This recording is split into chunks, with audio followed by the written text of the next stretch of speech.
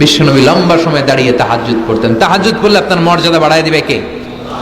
সাইয়েদনা জিবরাইল বললেন, ইন্না শারাফাল মুমিন ফি কিয়ামিল লাইল। বিশ্বনবী বললেন, জিবরাইল এসে আমাকে বলে গিয়েছে, মুমিনের মর্যাদা তাহাজ্জুদের নামাজের ভেতর। সুবহানাল্লাহ পড়েন।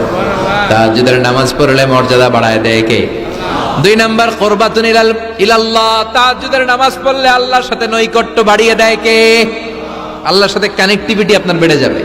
আমাদের দুনিয়াতে সব জায়গায় কানেক্টিভিটি আছে। এমপির সাথে হাত আছে, চেয়ারম্যানের সাথে হাত আছে, ওই এসআই এর সাথে হাত আছে, পুলিশের আইজির সাথে হাত আছে, কিন্তু আল্লাহর সাথে হাতটা নাই। কথা কন, আসল জায়গায় কানেকশন লাগানো দরকার। চিল্লায় বলেন ঠিক কি না? মান লাহুল মাওলা ফালাহুল কুল্লু।